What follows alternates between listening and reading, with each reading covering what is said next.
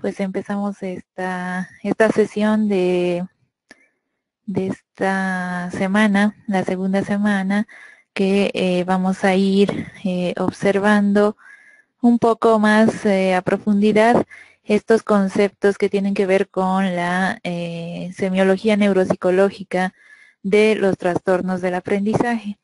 En este caso, pues vamos a hacer una revisión clínica y para ello, pues vamos a acceder un poquito a revisar lo que vendrían a ser aquellos modelos teóricos desde la neuropsicología que sustentan en realidad a estos trastornos del aprendizaje. Entonces, obviamente vamos a considerar que estos modelos neuropsicológicos son aportes desde el campo de las neurociencias y obviamente desde la neuropsicología al entendimiento pues y el manejo de lo que son los trastornos del aprendizaje. En este caso vamos a revisar el día de hoy esta parte principalmente de los modelos teóricos neuropsicológicos de los trastornos específicos del aprendizaje. Si bien se ha ido considerando con el paso del tiempo, pues diversos modelos específicos que hablan y enfocan su atención a lo que es el tratamiento y a lo que es pues el entendimiento mismo de los trastornos del aprendizaje, tales como aquellos enfoques que vienen desde la pedagogía, por ejemplo, o desde la psicología misma, tratando de entender cómo estos trastornos se van manifestando, principalmente pues en estos niños que decíamos que se encuentran en etapa escolar. En este caso, sabemos que estos niños al ingreso de lo que es,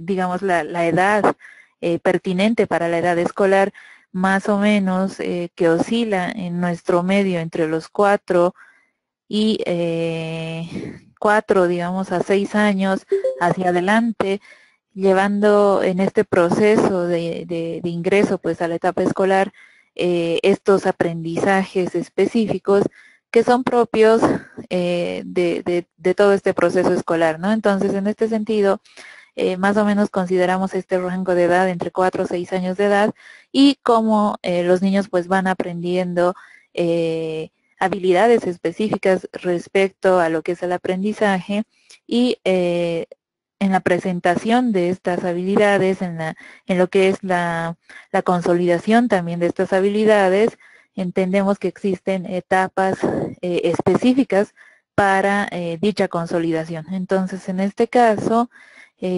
vamos a ir revisando concepto por concepto, especialmente estos primeros 3 que nos interesan, que son los trastornos específicos del aprendizaje de la lectura, los trastornos específicos del aprendizaje de la escritura, los trastornos específicos del aprendizaje matemático y finalmente vamos a revisar también conceptos acerca de los trastornos del aprendizaje no verbal. En este cometido, pues vamos a empezar con esta particularidad de los trastornos del aprendizaje de la lectura. Como bien saben, pues estos trastornos del aprendizaje de la lectura han sido producto de lo que etimológicamente, ¿no?, la palabra ha ido significando. Entonces, en este concepto, según la propia definición de lo que es la dislexia, pues se ha ido generando una profundización en lo que es el análisis del término. La dislexia principalmente se refiere a lo que es esta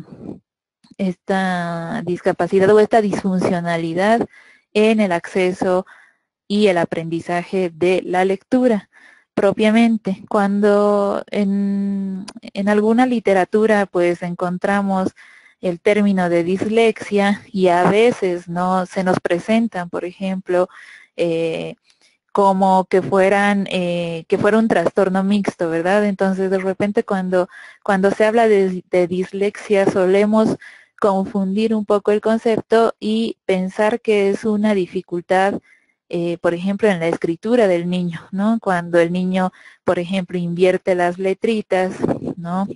Por ejemplo, la P por la Q o la B labial por la D, y así, ¿no? O el 3 por la E, ¿no? Entonces, en este sentido, pensaríamos que es un proceso propiamente de la escritura. En este caso, pues la dislexia, o como se maneja desde el punto de vista de la neuropsicología, que es el trastorno específico de la lectura, pues nos vamos a hacer referencia principalmente a lo que es el proceso lector, ¿sí? El proceso de la lectura, debido a su origen, ya decíamos, etimológico de la palabra.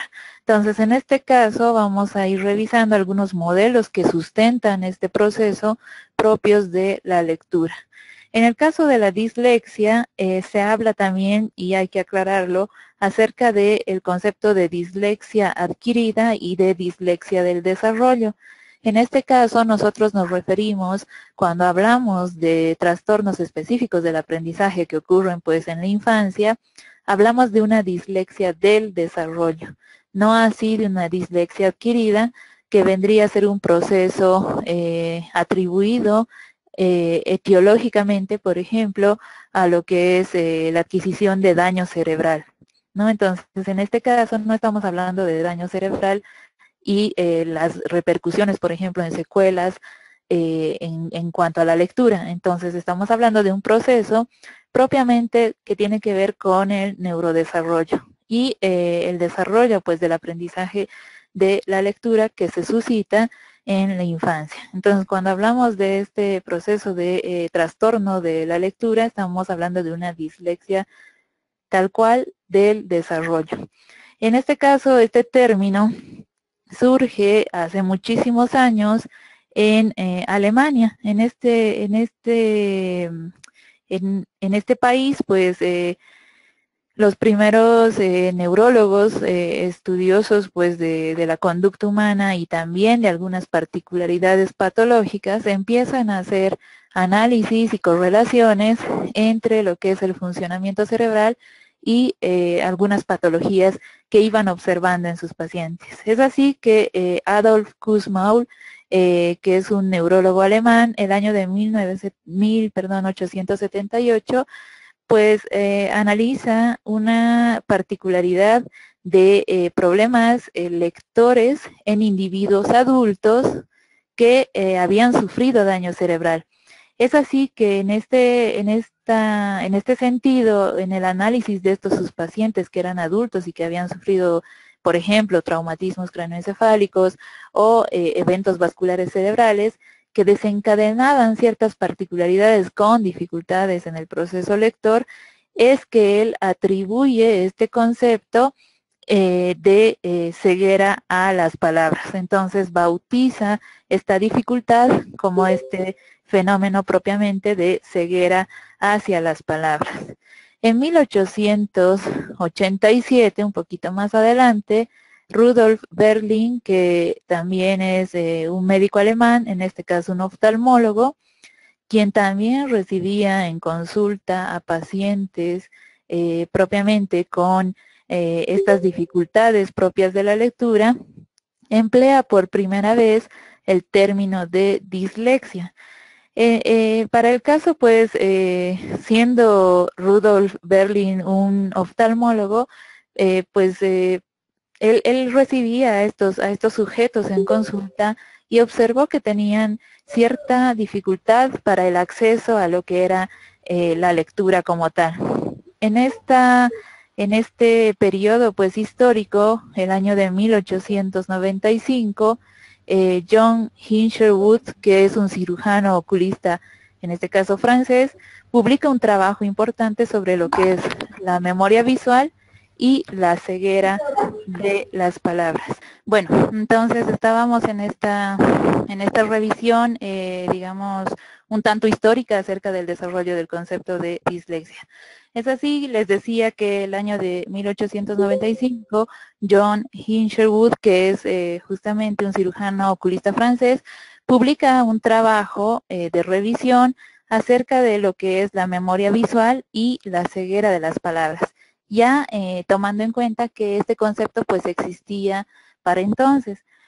Él analiza principalmente en uno de sus pacientes tras su fallecimiento, al cual le había hecho un seguimiento por 9 años más o menos, y en este proceso del análisis del paciente tras su fallecimiento, en este proceso de autopsia, se revela una alteración importante en lo que compete pues a la región específica de lo que es la circunvolución angular, esta que está situada principalmente inmediatamente posterior al área de Wernicke.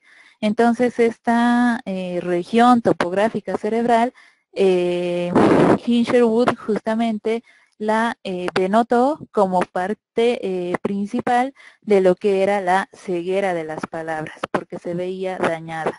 En este caso, también Hinshelwood sugirió la posibilidad de que podría existir una naturaleza de origen congénito de este tipo de alteración propiamente para la dificultad en lo que devenía a los trastornos específicos de la lectura.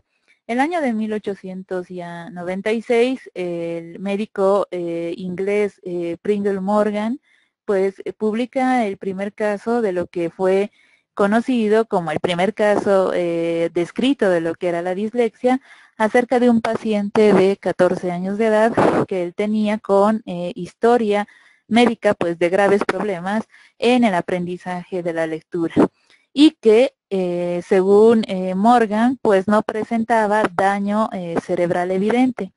En este caso, Morgan lo cataloga a su paciente como un paciente diagnosticado con ceguera de palabras. Y es así que describe justamente este caso y lo relata pues así de la siguiente manera. Él dice que su paciente parece que no puede mantener y almacenar la impresión visual producida por las palabras. De ahí que a pesar de verlas correctamente, no pueda atribuirles ningún significado. Su memoria, decía Morgan, la memoria visual para las palabras se encuentra alterada o ausente, lo que equivale a la ceguera de palabras, propuesta anteriormente por Kussmaul. Y pues muy probablemente debido a un defecto en el desarrollo de la circunvolución angular izquierda. Morgan dice específicamente, debo añadir que el chico es brillante y de inteligencia media en su conversación. Sus ojos son normales, no hay hemianopsia y su visión es buena. El maestro que le ha enseñado desde hace algunos años dice que sería el chico más listo de la escuela si la instrucción fuera enteramente oral. Entonces acá en este pequeño relato que hace Morgan acerca de este paciente de 14 años, pues justamente denota algunos elementos importantes que más adelante van a ir a formar parte de lo que conocemos como la semiología neurológica o la semiología en este caso neuropsicológica propiamente de esta dislexia del desarrollo.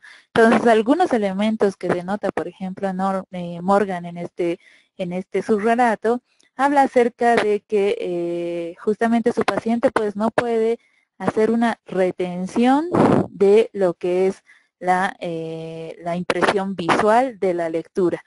En este caso entonces ya está dando indicios de que podría existir algún problema relacionado por ejemplo con la memoria visual en esta revisión pues que hace acerca de su paciente.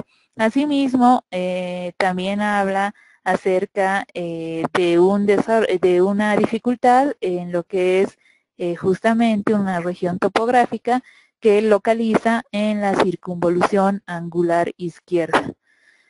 Y finalmente, pues Morgan también habla acerca de algunas particularidades propias de lo que más adelante se va a ir revisando respecto a lo que es la correlación entre la dislexia y el coeficiente intelectual. Entonces, en este caso, él habla y, digamos, casi asevera que el muchacho, pues, o su paciente, no tenía dificultad alguna en cuanto a lo que era el coeficiente intelectual. Entonces, como él lo describe, pues era un muchacho muy brillante, y también, como el mismo Morgan relata, el maestro de este niño, de este joven de 14 años, pues justamente establece que si el aprendizaje fuera netamente oral, este niño no tendría mayores dificultades.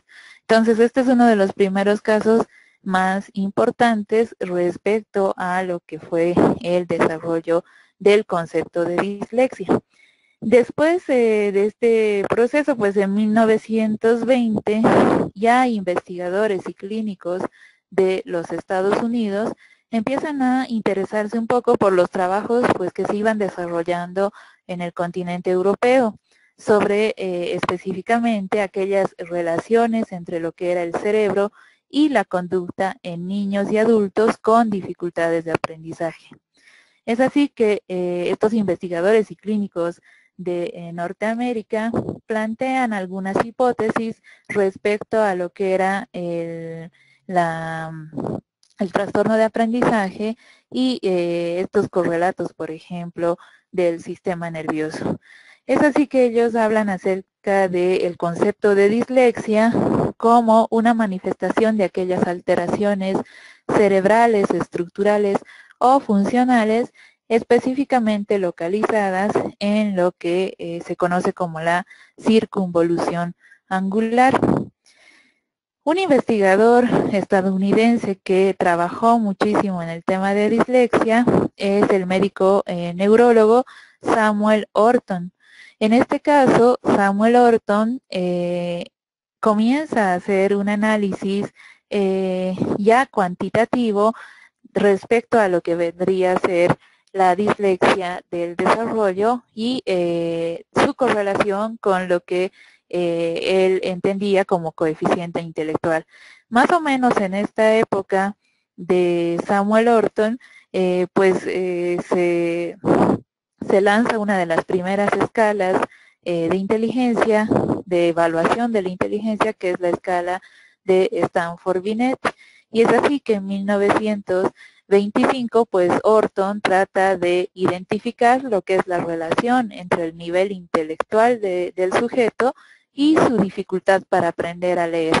Específicamente analiza esto en niños en etapa escolar y utiliza pues criterios muy objetivos para establecer estas correlaciones. Él analiza y hace un estudio de 14 alumnos que fueron remitidos a su consulta por considerar justamente que estos presentaban retraso mental o porque tenían un bajo rendimiento escolar. Entonces llegan así derivados hacia la consulta de Samuel Orton, y aquí en este estudio pues se evalúa y se hace implementación de lo que es la escala de Stanford-Binet para la medición del cociente intelectual. En estos 14 niños, Orton pues descubre, ¿no?, que el cociente intelectual o el coeficiente intelectual en este caso es cercano a la media o incluso superior. Entonces, la referencia por la cual llegaban a su consultorio, por ejemplo, que era retraso mental o bajo rendimiento escolar, pues no coincidía con el coeficiente intelectual de estos 14 niños que analizó Orton. Es así que en las conclusiones de su estudio establece este médico que no siempre el coeficiente intelectual refleja la verdadera capacidad justamente intelectual del niño con dificultades en el aprendizaje de la lectura. Y es así que se hace un primer establecimiento entre lo que es la dificultad o el trastorno específico para la lectura y pues una alta capacidad intelectual, o por lo menos una capacidad intelectual que se acerca muchísimo a la media.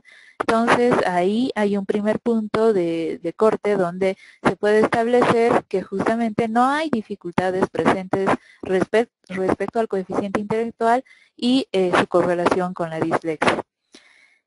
Si bien se analiza en este estudio esta particularidad del cociente intelectual, pues Orton establece que, por ejemplo, aunque la circunvolución angular del hemisferio dominante, en este caso el hemisferio izquierdo, es esencial para realizar una lectura normal, esta es una actividad compleja que implica diferentes áreas cerebrales. Entonces, ahí en el estudio de Orton, pues se puede observar también que no solamente pues estaba implicada la región de la circunvolución angular izquierda en el hemisferio izquierdo, ¿no? Sino que habían otras áreas también cerebrales implicadas en lo que era el proceso y el mismo procesamiento lector, ¿no? De la información de la lectura.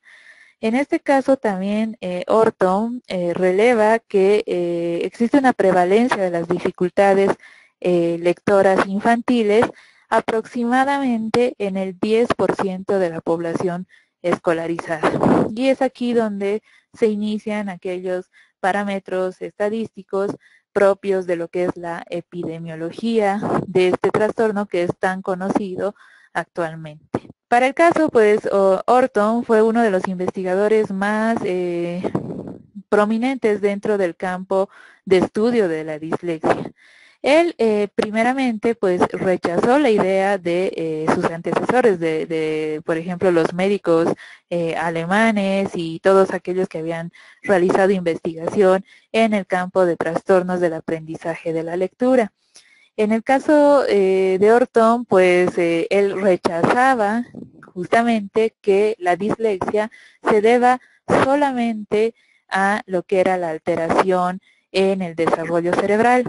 En este caso, él lanza un concepto un poco más complejo acerca de que la dislexia implica una herencia de dominancia hemisférica mixta. Él postula principalmente que el hemisferio no dominante, es decir, el hemisferio derecho, almacena los engramas de lo que es el hemisferio dominante en espejo. Es decir, que el hemisferio izquierdo, por ejemplo, si lee la palabra sal, Orton decía que el hemisferio derecho, a su vez, hacía la lectura en espejo y leía la palabra sal como las, ¿no? Entonces, decía él, hay un componente mixto en cuanto a lo que es el procesamiento hemisférico y este procesamiento hemisférico es denominado procesamiento en espejo, ¿sí? En este caso, entonces, para Orton, el lector, el niño lector, pues podía hacer un procesamiento mixto de cualquier palabra. Es así que, Orton establece que en las personas que presentan dominancia hemisférica completa, el hemisferio izquierdo es el que controla el lenguaje y suprime aquellos engramas en espejo del hemisferio no dominante. Pero establece que cuando la persona en realidad no presenta una dominancia completa, es decir, que todavía no había consolidado la dominancia hemisférica, sino que esta dominancia era considerada como mixta, los engramas en espejo en realidad aparecían y eran aquellos pues los responsables de que el niño invierta letras o palabras. Entonces, para Orton había una categorización acerca de la dislexia relacionada con una herencia específica de dominancia hemisférica mixta, es decir, que todavía el niño no había podido consolidar para Orton el dominio hemisférico.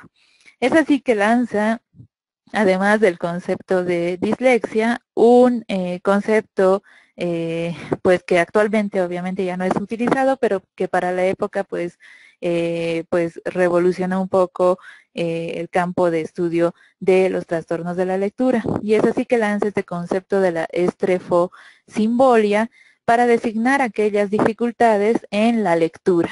Estrefo, que venía de invertir, y símbolon de símbolo, ¿no? Entonces era la inversión de los símbolos propiamente en el proceso de la lectura. Lanza entonces Orton una primera hipótesis respecto a esta explicación que él va dando acerca del proceso lector y la denomina hipótesis de dominancia mixta. Esta hipótesis de dominancia mixta ha ejercido una importante influencia en el ámbito de estudio de lo que fue la intervención de los trastornos de la lectura. En este caso, bajo esta hipótesis, Orton dice que uno de los procesos más importantes para la intervención o para la rehabilitación del trastorno específico de la lectura es la instrucción fónica asociada con la forma visual de las letras y la reproducción escrita. Es así que lanza el concepto de que el paciente con trastorno específico de la lectura debería someterse a un entrenamiento multisensorial, es decir, que integre estos conceptos tanto desde el acceso fonológico de la palabra, así como la forma visual a través de las vías visuales, obviamente, de las letras y su reproducción escrita para tener éxito en lo que era la rehabilitación de estos pacientes. Principalmente criticó el método de lectura global como método de enseñanza para la población general en lo que era el aprendizaje de la lectura y recomendó muy fuertemente lo que era el entrenamiento multisensorial. Este entrenamiento multisensorial hasta hace poco tiempo se manejaba bajo también los parámetros de la pedagogía y de la psicopedagogía. No sé si ustedes han tenido la oportunidad de ver algún proceso de rehabilitación hace muchos años, ¿no?, que se manejaba en nuestro país, donde se sometía al niño para lo que era la resolución de estos conflictos con la lectoescritura, y se sometía al niño, pues, por ejemplo, a leer algún texto y trabajar con plastilina y trabajar, por ejemplo, con cajitas de arena o de harina o cualquier elemento que pueda ser, digamos, estimulante para la vía sensorial y que el niño pues pueda generar mayor aprehensión de lo que era este conocimiento, ¿no?, y este aprendizaje. Entonces, hasta hace poco se manejaron estos conceptos en el campo de rehabilitación desde el punto de vista también de la psicopedagogía. Como bien les decía, Orton pues ha sido uno de los principales investigadores estadounidenses para lo que es el entendimiento del concepto de dislexia de desarrollo o trastorno de la lectura, ¿sí?, del aprendizaje de la lectura.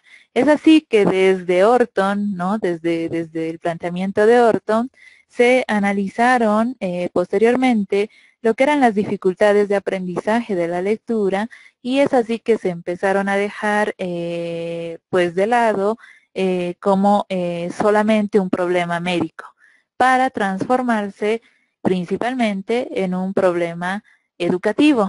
Entonces, al generar este paso de solamente el problema médico hacia el problema educativo, pues también se proliferó el campo de estudio. Es así que diferentes autores entre los años de 1930 y 1960 fueron creando y relatando pues diversos programas de intervención basados en este enfoque multisensorial.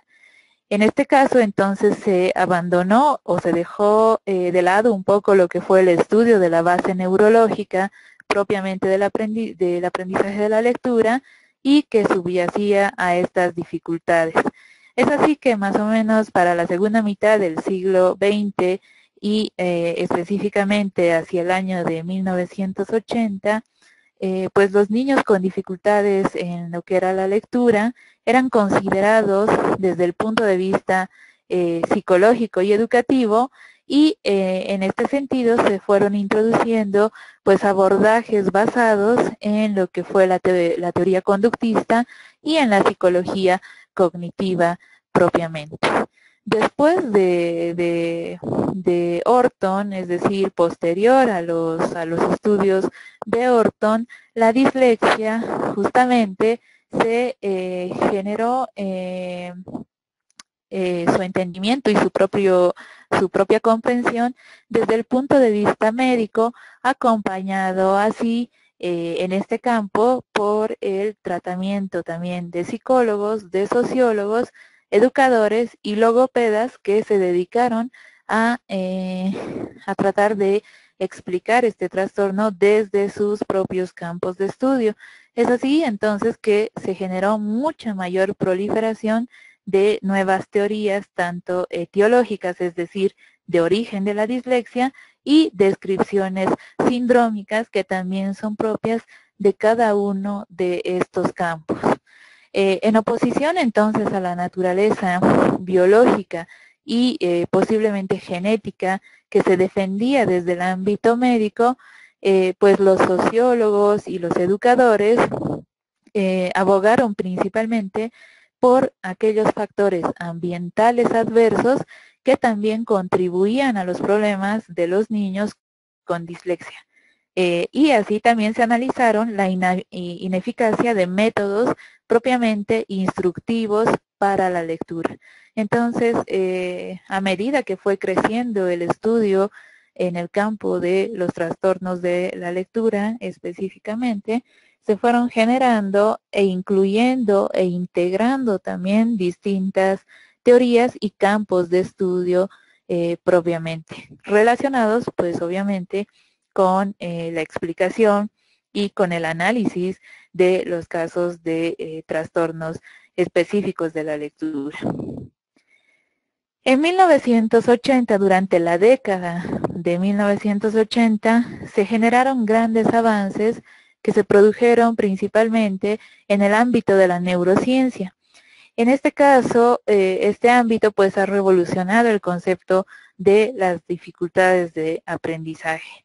Desde el propio conocimiento entonces del contexto educativo integrado al conocimiento del contexto psicológico y al conocimiento desde el campo del contexto neurocientífico, se generaron teorías para explicar y comprender principalmente la etiología de las dificultades específicas del aprendizaje y también para generar el diseño de respuestas educativas. Entonces, durante esta década de 1980 se generaron muchísimos avances desde esta integración educativa psicológica y neurocientífica para generar estos cambios en lo que era la explicación, pues propiamente de los trastornos o dificultades del aprendizaje. Es así, entonces, que bajo esta perspectiva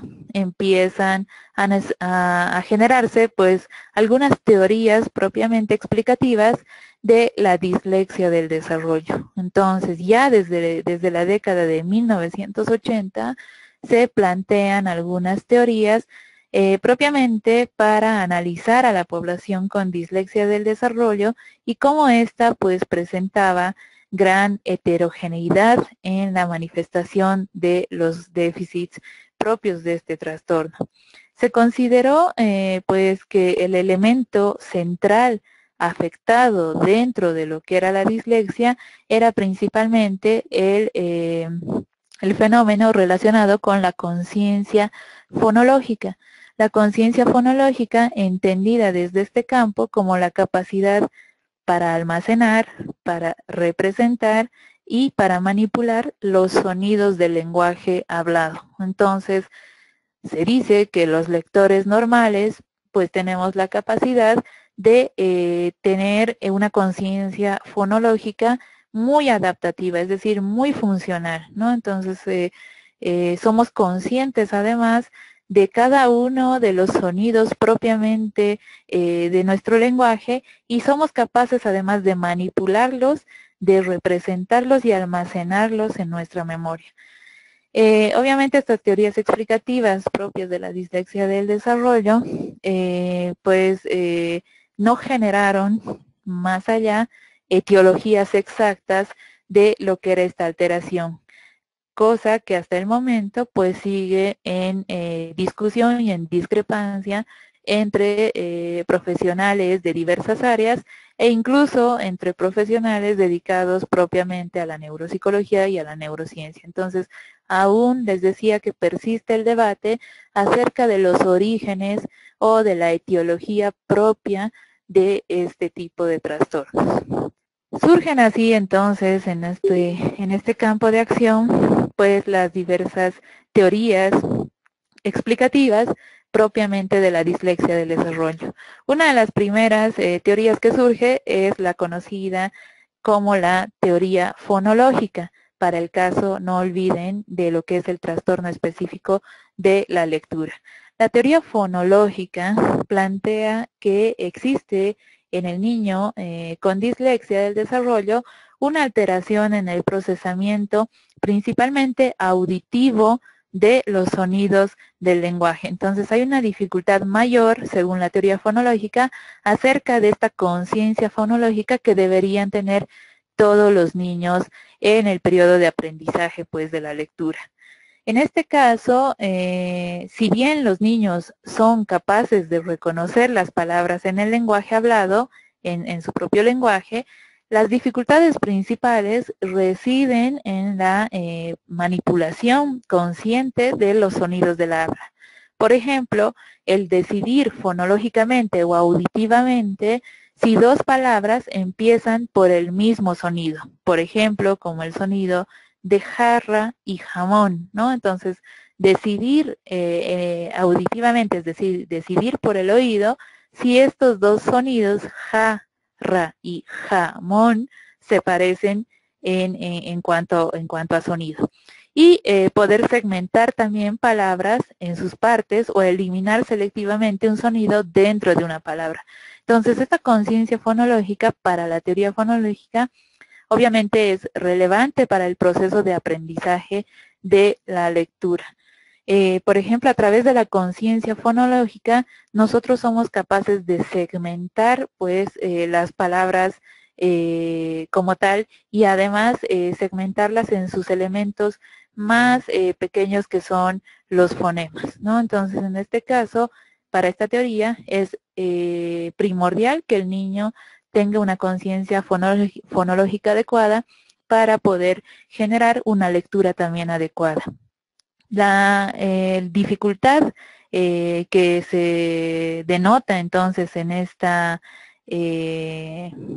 este déficit, pues en esta conciencia fonológica, se va a hacer más evidente en tareas como son la lectura de pseudopalabras, es decir, palabras que no son de alto tráfico o de uso cotidiano, ya que estas solo podrían ser pronunciadas, por ejemplo, o decodificadas siguiendo las reglas de conversión entre grafema y fonema. Entonces, ahí se denota muchísimo más la dificultad, según esta teoría, en el caso de lo que es el déficit en la conciencia fonológica.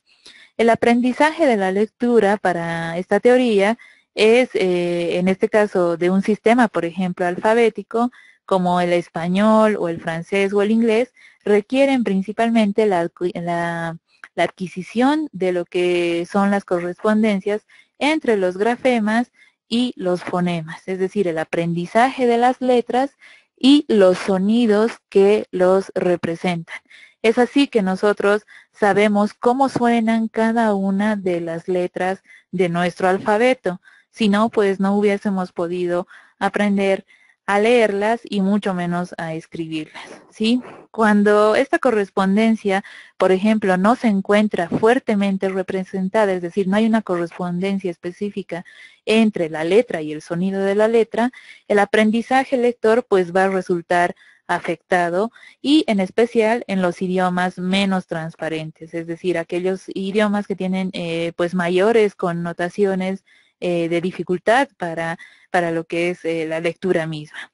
A nivel cerebral, entonces, desde la teoría fonológica, se establece que existe un déficit de orden fonológico y se ha relacionado este con la alteración en una región específica del cerebro, que es la región perisilviana izquierda. Esta región, que se llama perisylviana, como ustedes bien saben, se encuentra alrededor de la cisura lateral o la cisura de Silvio, ¿no? Entonces, según esta teoría, pues existe esta dificultad en esta área.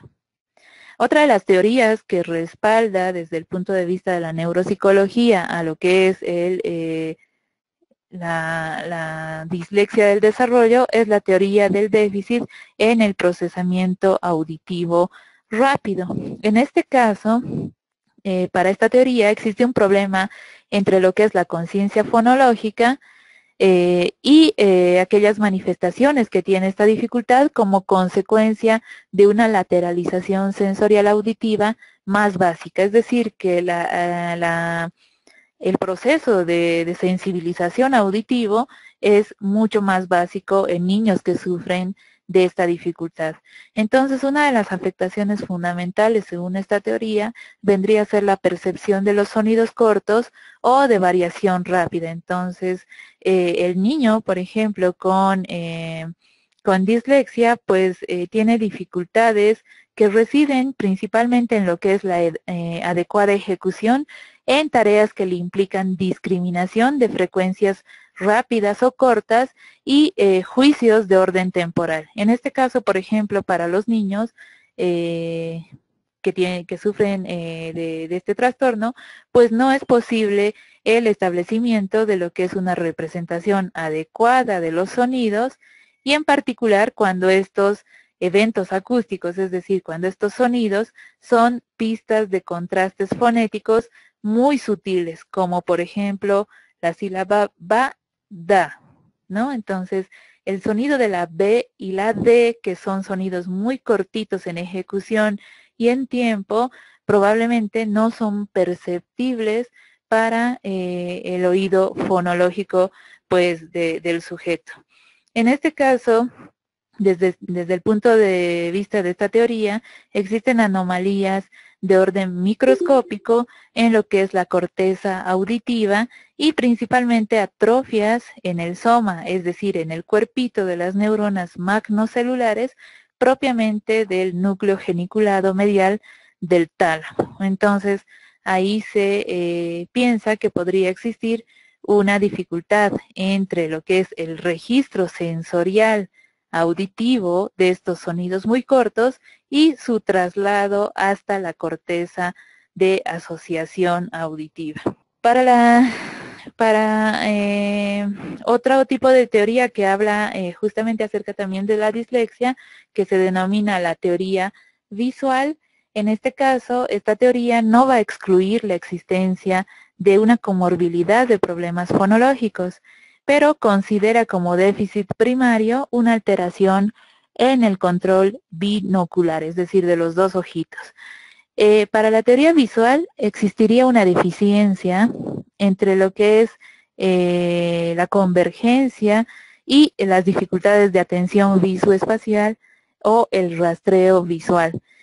Es así que la teoría visual plantea que durante los movimientos sacádicos de los ojos, que son estos movimientos de rastreo que realizamos nosotros para la lectura que van de izquierda a derecha, a lo largo de un texto se va produciendo un barrido deficiente o retrasado del texto leído. Y esto pues podría interferir directamente en lo que es la percepción del texto nuevo. Esto quiere decir que mientras menos el niño se encuentre familiarizado, por ejemplo, con el texto, mayores connotaciones de dificultades en el rastreo visual va a producir. Desde este punto de vista de la teoría visual, entonces se van a necesitar intervalos, interestímulos mucho más amplios para percibir como separados dos estímulos secuenciales. Entonces el niño con dislexia del desarrollo tendrá, digamos, o necesitará o requerirá mucho mayor tiempo para poder hacer un buen registro de lo que es la lectura. En este caso, principalmente pues se ven muchas mayores dificultades asociadas a esas condiciones de bajo contraste en el texto de la lectura o la baja luminosidad que también podría perjudicar a la lectura misma. Este déficit visual, según esta teoría visual, llevaría a dificultades en lo que es el procesamiento específicamente de letras y palabras escritas. Para esta teoría existen algunas anormalidades, principalmente en las capas magnocelulares del núcleo geniculado lateral del tálamo, es decir, que esta región no puede llevar la información precisa hacia lo que es la corteza de asociación primaria en el área visual primaria, y pues también así una afectación o disfunción de la vía visual magnocelular, y por la cual pues a través de esta corteza parietal posterior da lugar a déficits visuales propiamente del niño disléxico. Otra de las teorías que respaldan a la dislexia desde el punto de vista de la neuropsicología es la denominada teoría cerebelosa o hipótesis del déficit en la automatización. En este caso, esta teoría establece que existe una alteración a nivel de cerebelo. En esta estructura, específicamente en el cerebelo, se dice que esta pues conduce, por ejemplo, a la automatización de las conductas aprendidas propiamente de la lectura, como pueden ser, por ejemplo, la articulación del lenguaje o aquellas relaciones grafema-fonema en la lectura. Esta teoría cerebelosa propiamente tiene una deficiencia, y es que no explica al respecto de aquellos déficits fonológicos que están relacionados con la dislexia del desarrollo. Pero se ha establecido mediante estudios de neuroimagen que existen diferencias anatómicas y metabólicas en lo que es la activación cerebelosa en niños afectados por trastorno específico de la lectura. Entonces, en este caso podría generarse una dificultad principalmente en aquellas secuencias automatizadas propias de lo que es la articulación del lenguaje y estas relaciones entre grafema y fonema. Finalmente, dentro de la dislexia existe una última teoría, que es la teoría magnocelular, y que esta supone un intento principalmente de unificar aquellas teorías que hasta el momento habíamos revisado. Esta teoría magnocelular propone lo que es una generalización de la teoría visual a todas las modalidades sensoriales, tanto visual como auditiva, como táctil, e incluye además al cerebelo porque, según esta teoría, pues el cerebelo tiene relación con los diferentes sistemas sensoriales a través de esta vía magnocelular. Desde esta perspectiva de esta teoría magnocelular, se considera que el origen de la dislexia o la etiología de la dislexia podría ser de origen mixto, ¿no? La dislexia del desarrollo podría ser entonces de origen mixto, es decir, que podría incluir entre sus etiologías tanto las modalidades visuales o auditivas o táctiles o todas ellas. Y en este caso, pues vamos a revisar aquellos modelos neuropsicológicos de lo que se conoce como la disgrafia del desarrollo. Como les había comentado entonces hace unos momentos, a veces se suelen confundir los términos de dislexia con los trastornos propiamente de la lectoescritura. Entonces, en este caso, desde el punto de vista de la neuropsicología, dividimos estos dos procesos en dos. Por un lado tenemos a los trastornos específicos de la lectura y por otro lado a los procesos específicos de la escritura, que probablemente en muchos casos suelen ser mixtos, pero cuando estamos hablando de dislexia solamente, estamos hablando propiamente de la lectura. Y cuando estamos hablando de la disgrafia, sí hablamos solamente de la escritura. Pero que no quede, digamos, en duda de que probablemente podemos diagnosticar a un niño con un trastorno de la lectoescritura, pero no solo así de la dislexia y dentro de la dislexia catalogar a las dificultades de escritura. ¿Sí? Entonces, bajo este concepto tenemos modelos específicos para explicar las dificultades de la escritura. El método Montessori, me pregunta Ninoska, ¿no? Si el método Montessori estaría recomendado para trabajar con niños disléxicos. Sí, de hecho el método Montessori trabaja bajo la línea pedagógica de la propuesta de la rehabilitación multisensorial o del abordaje multisensorial de Orton, ¿no? Entonces, en este caso, sí se puede trabajar desde la psicopedagogía en cuanto a lo que es, digamos, el abordaje multisensorial. Ya ven que a los niños en el método Montessori se les hace trabajar, por ejemplo, sobre plantillas en el piso y los niños caminan alrededor de la letrita para incorporar eso a su sistema sensorial mucho más eficazmente. Entonces, obviamente, como bien les decía, estos modelos que estamos revisando son aportes desde las neurociencias también para estos modelos psicopedagógicos, ¿no? Entonces, no tomemos obviamente como que estos modelos son la respuesta para, ¿no? Para generar, digamos, la solución o la resolución definitiva a un trastorno específico del aprendizaje.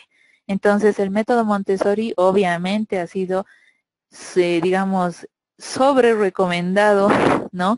En cuanto a lo que son los procesos de educación y de aprendizaje. Entonces, en este caso, vamos a revisar este concepto de los modelos neuropsicológicos propios de la disgrafia del desarrollo. Cuando estamos hablando de trastornos específicos que se ejecutan principalmente en la infancia, utilizamos siempre el término DIS, ¿no? Cuando hablamos, por ejemplo, de dislexia, estamos hablando de una dificultad específica de lo que es la lectura en el niño, ¿no? O en la etapa infantil. O cuando hablamos de disgrafia, lo mismo, ¿no? Nos pasa que estamos hablando de dificultades específicas de la escritura propiamente en la infancia. Van a escuchar otros términos también en el ámbito de neuropsicología, como son la alexia y o la agrafia. En este caso, cuando hablamos de A, estamos hablando de pérdida, ¿no? Entonces, la agrafia y o la alexia, por ejemplo, se dan a partir de lo que son los daños cerebrales y mucho más específicamente en adultos. Entonces, cuando hablamos de DIS, estamos hablando propiamente de trastornos propios de lo que es la etapa infantil. En este caso, entonces, revisando los conceptos de los modelos neuropsicológicos que apoyan a la disgrafía del desarrollo, se habla acerca de las investigaciones para describir los procesos implicados en la escritura y que se han realizado sobre todo con adultos. Muchos de estos casos, obviamente, ustedes, como bien saben, hasta hace poco pues empezaron a generar modelos teóricos explicativos propiamente para niños. Entonces, los primeros inicios de estudio de trastornos del aprendizaje se realizaron en pacientes con dificultades adquiridas y en este caso pues adultos. En el caso de los niños pues los estudios eran mucho más escasos. Uno de los primeros modelos que explica el concepto de disgrafia del desarrollo es el modelo cognitivo de Hayes y Flower en 1980. Estos dos investigadores hablan acerca de que la escritura posee tres elementos para su procesamiento, principalmente lo que ellos denominan el contexto de la tarea, la memoria a largo plazo y el proceso mismo de la escritura. Entonces, en este caso, estos investigadores plantean directamente que el proceso de escritura está relacionado pues con estos tres elementos, ¿no? El contexto de la tarea se refiere principalmente, según estos autores, a todo ello que hace referencia a lo que es ajeno al escritor, ¿no? El contexto de lo que el escritor pues va a escribir, ¿no? Por ejemplo, lo que está por fuera de este contexto de la tarea vendría a ser la audiencia que va a recibir justamente el texto escrito o el tema que se va a narrar. Asimismo, implica la participación de la memoria a largo plazo, en este caso la memoria a largo plazo del escritor, donde estaría presente el conocimiento de la persona acerca del tema, la información sobre quiénes van a recibir estos escritos o el conocimiento declarativo y procedimental sobre la escritura, es decir, la mecánica propiamente de la escritura. Y finalmente, pues está el proceso de escritura que incluye a su vez 3 procesos propios que son la planificación, que es la generación de ideas para llevarlas a papel, ¿sí? La organización y metas generales, que también tiene particularidades de planificación. Otro de sus elementos que sería la traducción, es decir, la producción ya del texto escrito. Y finalmente la revisión, que es una lectura y revisión del texto donde se llevan a cabo la identificación de los posibles errores. Entonces, este modelo cognitivo explica cómo se procede directamente sobre lo que son las producciones escritas.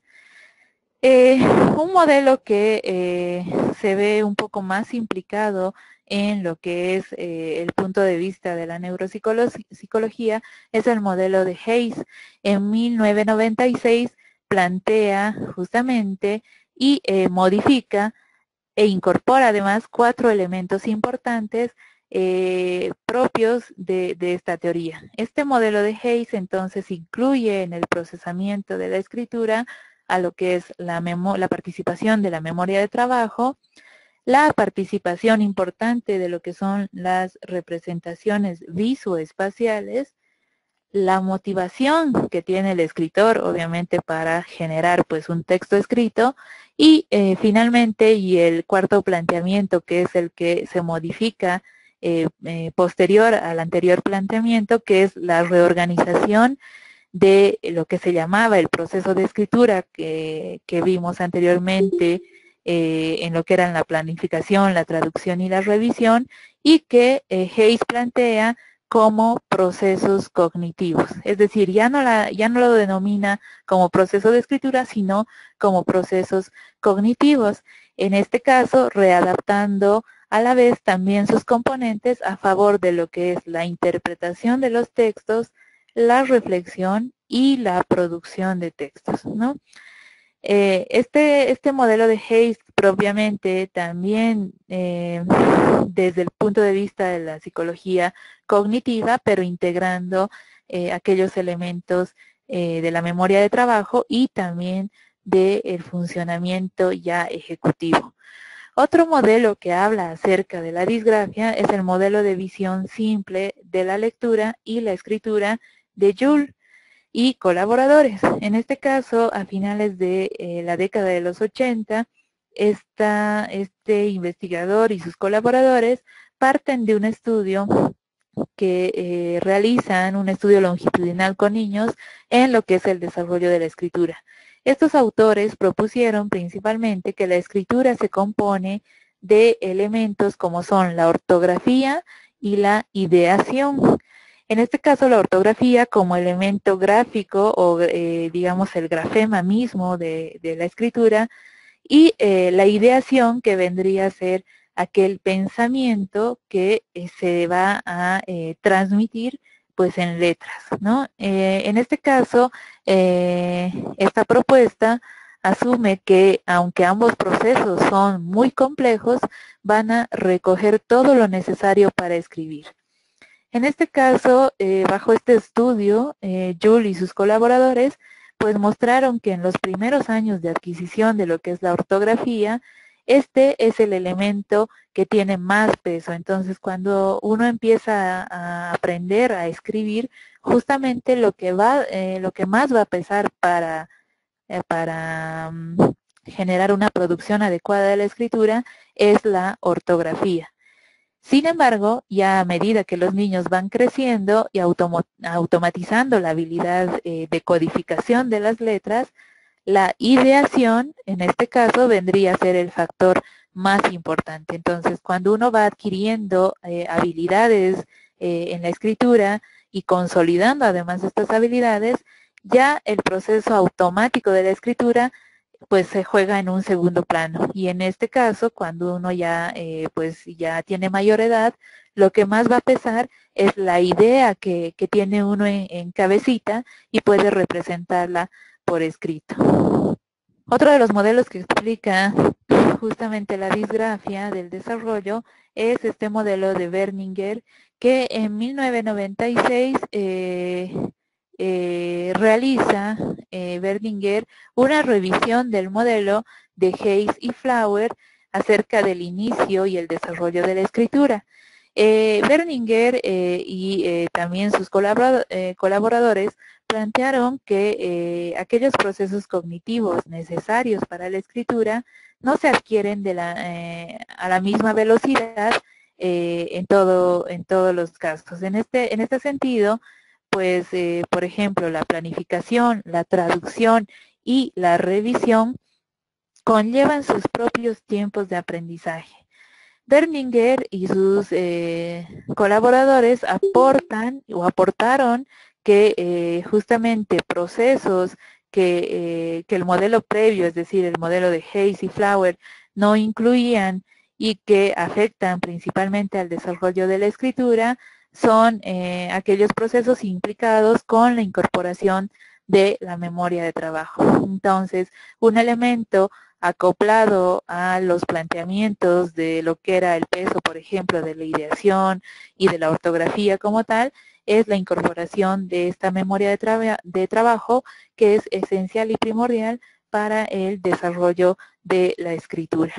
Asimismo, pues se plantearon que, por ejemplo, el proceso mismo de lo que es la traducción, es decir, llevar a letra lo que uno está pensando, podría descomponerse en dos elementos que también evolucionan a diferente ritmo. Por ejemplo, la generación de textos y la transcripción misma. Ambos elementos afectados por las diferencias individuales, tanto en el lenguaje expresivo como en el lenguaje escrito. Berninger, asimismo, más adelante en el año 2002, acompañada ya de sus colaboradores, realizan una revisión del modelo de visión simple de la escritura y en cuyos elementos, pues, por ejemplo, los que corresponden a la transcripción, a las funciones ejecutivas, como son la atención, planificación y revisión, y a la generación del texto, se van complejizando. Este modelo de Berninger del año 2002 da un valor esencial a lo que es la memoria de trabajo, considerando que la memoria de trabajo es, digamos, un elemento mediador de todo el proceso de la escritura. En este caso, Berninger indica que las primeras fases de lo que es el desarrollo de la escritura, en este caso la transcripción, tiene un papel esencial mucho más importante que el de la generación de textos, pero que a medida que los niños van creciendo, las habilidades de transcripción también se van automatizando y las funciones ejecutivas adquieren mayor importancia. Entonces, más o menos también da relevancia al proceso de ideación sobre el proceso mismo de lo que es la transformación del fonema, en este caso, en grafema. Berninger y Wing, que en 2006 analizan ya uno de los últimos modelos propuestos desde el campo de vista de la neuropsicología, establecen algunas aportaciones de las técnicas de neuroimagen para el estudio de los procesos de la escritura como tal. En este caso, Berninger y Wing establecen la modificación del modelo de visión simple anterior hacia un modelo de visión no tan simple de la escritura. En este caso, relevan sobre la importancia de la memoria de trabajo y cómo ésta activa a su vez lo que es la memoria a largo y a corto plazo y detallan un poco más su función. En este caso, pues desde el punto de vista de ejecución de lo que es la memoria de trabajo, la memoria a largo plazo se va a poner en marcha durante lo que es el proceso de planificación, el proceso de composición de un texto, el repaso que implica el análisis mismo de la escritura y la revisión del texto que se va a producir. Y es asimismo que consideran a la memoria de trabajo como un flujo cognitivo continuo con lo que se conoce con un control ejecutivo que va a posibilitar una comunicación que va en ambas direcciones, es decir, bidireccional, entre lo que es el bucle fonológico, que es la capacidad de sostener por unos segundos una palabra en la memoria, y lo que compete a la agenda visoespacial, que es aquella habilidad que tiene el sujeto de transformar esa palabra en un grafema. Además, en este caso del modelo de Berninger y Wien, pues incluye un sistema de control atencional, y este sistema de control atencional principalmente que va a dirigir la atención hacia lo que es la información relevante, inhibiendo los distractores externos, y va a posibilitar lo que es el cambio mental, es decir, la flexibilidad mental del escritor y el mantenimiento de lo que es la atención, las habilidades metalingüísticas y también la conciencia metacognitiva, que son importantísimas en el proceso mismo de la escritura. Estos conceptos que parecieran muy complejos y que estamos revisando en estos modelos, los vamos a explicar mucho más a detalle en la parte semiológica. Finalmente, nada más déjenme ver la hora. Ok. Vamos a revisar muy sucintamente lo que es la discalculia y el concepto de estos modelos explicativos para la discalculia. En el caso de la discalculia, nuevamente hago énfasis en el término dis, ¿no?, que es propiamente de una dificultad específica en el procesamiento matemático. En este caso, la discalculia tiene algunos modelos explicativos propios de la neuropsicología, pero no así modelos teóricos, ¿no?, que respalden a la discalculia. Entonces vamos a ver cómo nace este concepto y gracias a quién pues se va dando, ¿sí? Ladislav Kosk, que es un médico ruso, en el año de 1974 habla acerca de un primer planteamiento de este concepto de lo que es la discalculia del desarrollo. Ladislav Kosk, en este caso, establece que la discalculia del desarrollo está relacionada con un trastorno específico que cursa con dificultades en el procesamiento numérico y el cálculo. En este caso, Ladislav Kosk dice que el niño con discalculia se manifiesta principalmente con una capacidad intelectual normal y un nivel educativo adecuado. Para el caso de la discalculia, entonces, se establece que existe una base de orden neurobiológico y probablemente también genético, aunque pues por el momento no se han identificado aún aquellos patrones genéticos de riesgo, es decir, aquellos patrones que pudieran ser hereditarios. Este autor, Ladislav Kosk, que falleció hace poquito, el año de 2016, establece que también, si bien la discalculia podría presentarse de forma pura, es decir, por ejemplo, un diagnóstico solito de discalculia, generalmente pues tiende a manifestarse comórbidamente con otros trastornos del desarrollo. Es así que en muchos casos se va a presentar principalmente acompañando, por ejemplo, a un TDAH o acompañando también a lo que vendría a ser un trastorno de la lectoescritura. ¿Sí? En este caso, un trastorno de la lectoescritura muchísimas veces va comórbido con un trastorno discalcúlico. Se establece dentro de este modelo de respaldo o modelo explicativo de la discalculia que para resolver pues cualquier ejercicio de cálculo se van a poner en marcha múltiples mecanismos respecto al funcionamiento cognitivo y por este motivo se dice que el cálculo pues es una habilidad multifactorial, es decir, que implica diversos factores cognitivos y diversos factores cerebrales que van a actuar en menor o mayor grado para solucionarlo a través de lo que es la atención, la memoria, el lenguaje y la visopercepción. Entonces, participan muchos de estos factores propiamente cognitivos. Ninoska nuevamente me pregunta si al niño autista podríamos relacionarlos con la teoría cerebelosa. Déjame nada más terminar esta partecita y volvemos a esta de la teoría cerebelosa, ¿sí? En la discalculia, en este caso, pues encontramos que habría una alteración principalmente en lo que es el sentido numérico.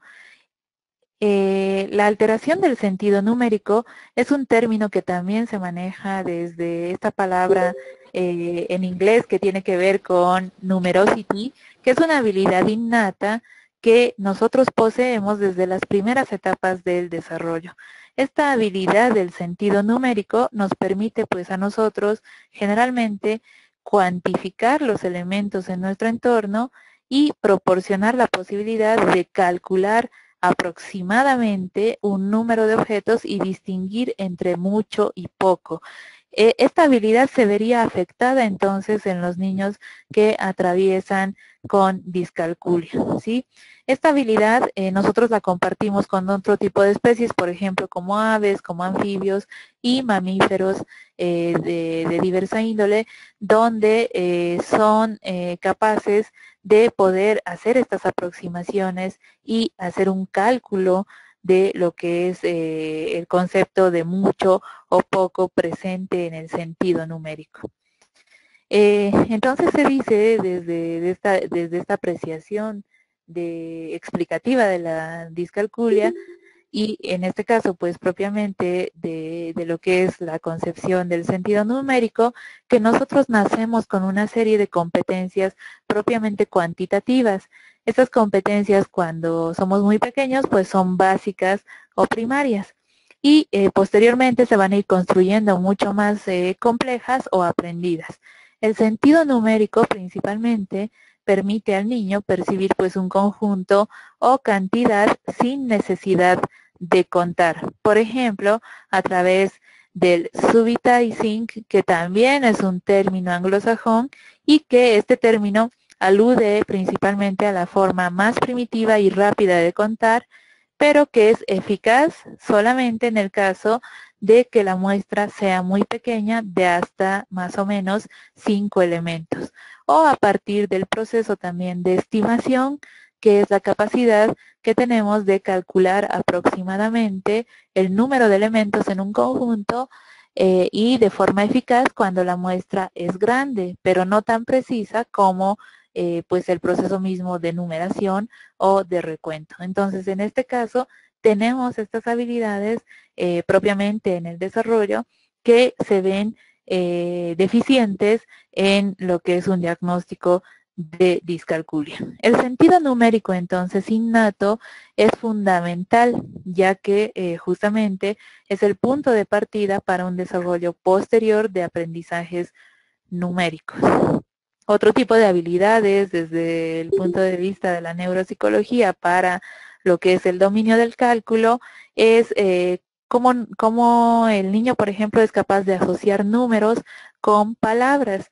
Esta habilidad, pues, de trazar una grafía, es decir, un grafema acerca de una cantidad, además de poder leerlo y traducir números de una representación a otra. Es así que ahí tenemos el ejemplo, por ejemplo, de la palabra 37 y cómo nosotros somos capaces de transformarlo en lo que es una grafía correspondiente a un número. Estas son competencias que vamos adquiriendo en el proceso propiamente de la adquisición de las habilidades de cálculo y las habilidades matemáticas. Finalmente, el recuento o la numeración se van desarrollando y automatizando pues gradualmente a medida que crecemos, ¿sí?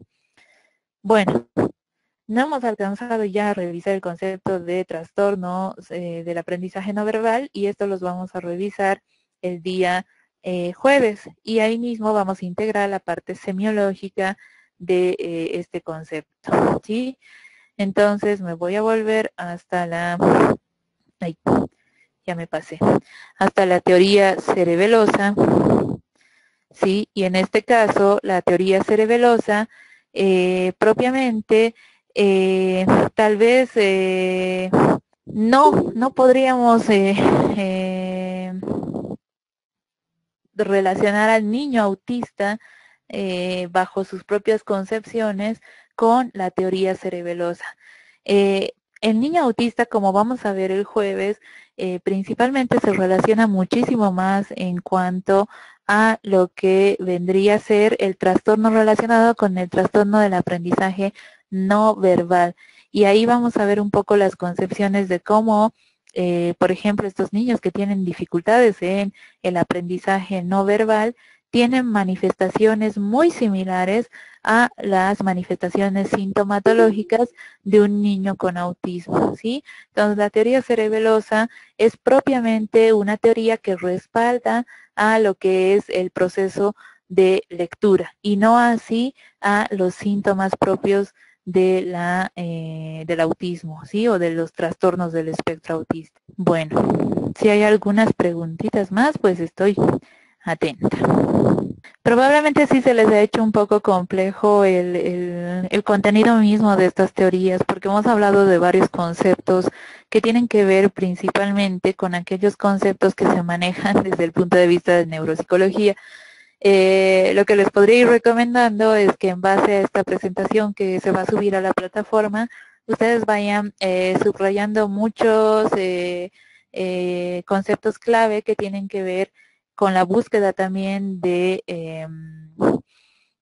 lo que es, o más bien la formación de un glosario, ¿no? Podríamos hacer un glosario de términos que probablemente no entendemos muy bien, ¿sí? Entonces, en este caso, pues obviamente sí les voy a subir la información de respaldo, una disculpa y también una disculpa con el equipo que nos ayuda a subir la información a plataforma y también con ustedes también, obviamente, porque no pude culminar la unidad 2 el día de hoy.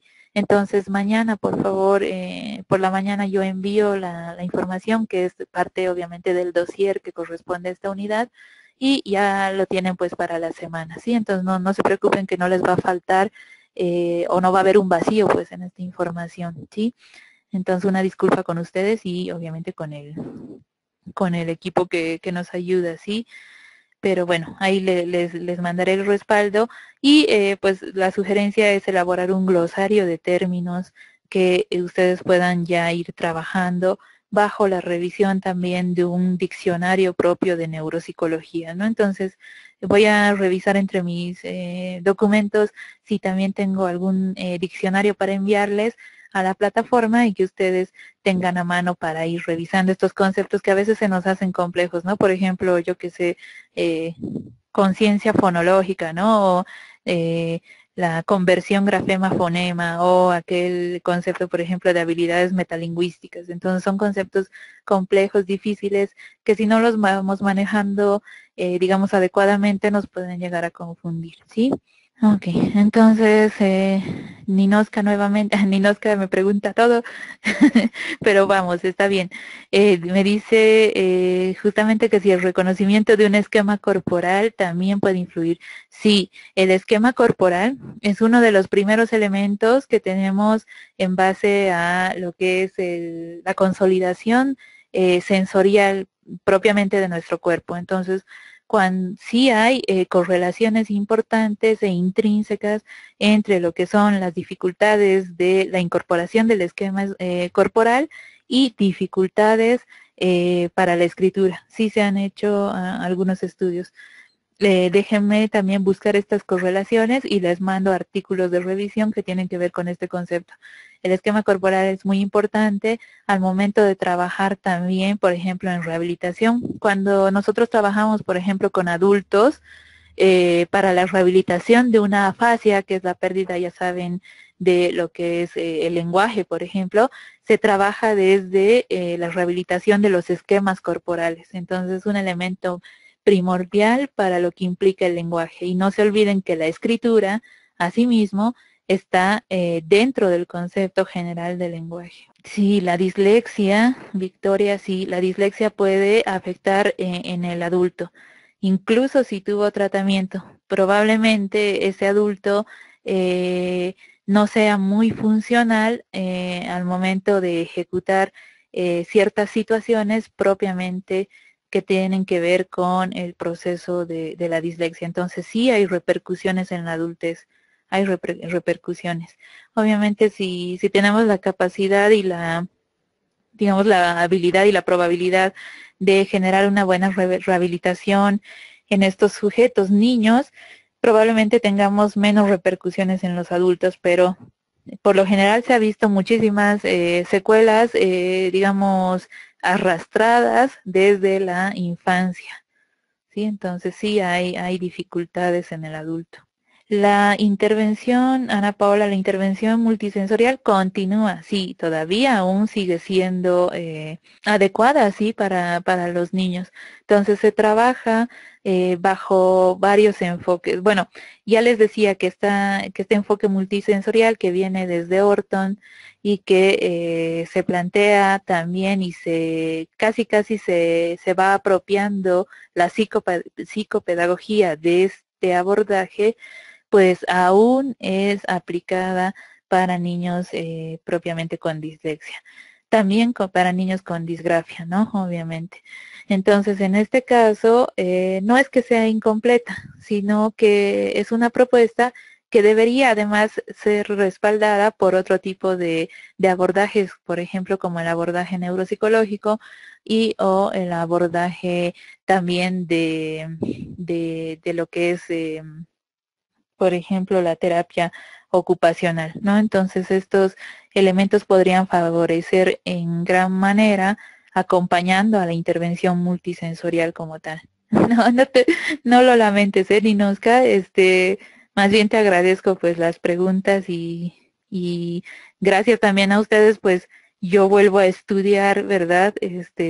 Cosas y conceptos que tal vez también para mí en algún momento pues no quedaban muy claros. Entonces, volviendo a repasar y hablar con ustedes, pues me hace mucho bien pues el poder contestarnos entre nosotros, ¿sí? Y poder respondernos. ¿Cuándo se define, o Miguel me pregunta, ¿cuándo se define o determina un trastorno de dislexia? Pues definitivamente tenemos que, como bien les decía, tener en cuenta el momento de la edad del sujeto, ¿no? Entonces, la edad del sujeto nos va a definir principalmente un diagnóstico de dislexia. Nosotros no podríamos diagnosticar una dislexia, por ejemplo, en un niño de 3 años, ¿sí? Pues porque el niño no aprendió todavía el fenómeno de lo que es el procesamiento mismo de la lectura como tal, ¿no? Entonces tendríamos que esperarnos hasta la edad que corresponde el aprendizaje de la lectura, más o menos que inicia a partir de los 6 añitos, ¿no? Y se va consolidando ya casi a los 7, 8 años de edad. Entonces, en ese periodo, entre los 6 y 8 años de edad, ya podríamos definir un diagnóstico acercado pues de la dislexia, ¿no? Vamos a ver los indicadores propiamente de la dislexia. Estos indicadores los vamos a revisar el día jueves, que son estos indicadores de orden semiológico, es decir, tanto síntomas como signos, y los vamos a revisar, Miguel. No te vayas a preocupar porque falte esa información, entonces sí revisamos los indicadores, pero más o menos la edad pertinente para diagnosticar es, pues va o oscila más o menos entre esas edades. Bueno, entonces no sé si hay más preguntas, pero bueno, Ok, chicos. Entonces, pues el día jueves estamos revisando esta parte semiológica. Ya saben, mañana por favor, una disculpa nuevamente, les subo esta parte que me faltó del dossier de la unidad 2. Entonces, hoy también voy mandando el foro y la actividad, ¿sí?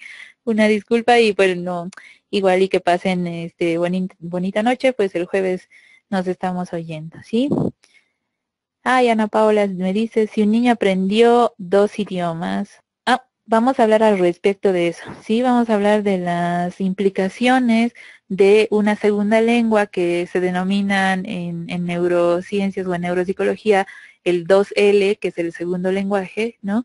Y cómo se generan implicaciones respecto a estas relaciones, por ejemplo, entre cultura y fenómenos de dislexia y también entre cultura y fenómenos de disgrafia. Pero sí vamos a revisar este concepto. Eh, el aprendizaje en realidad de 2 idiomas no genera la dislexia, ¿sí? No, no es una etiología de origen. Ok, entonces, bueno, no es una teología de origen y vamos a revisar, pero sí cómo podrían existir algunas dificultades específicas del aprendizaje. Ya saben que estos términos de dificultad y trastorno varían, ¿verdad? Entonces, ahí hay digamos, algún indicio acerca de lo que es una dificultad específica y un trastorno ya mucho mayor, ¿sí? Entonces, Ana Paula, pues, gracias por esa pregunta y la resolvemos el día jueves y ahí veo cómo integrar esta parte del aprendizaje del segundo idioma, ¿sí?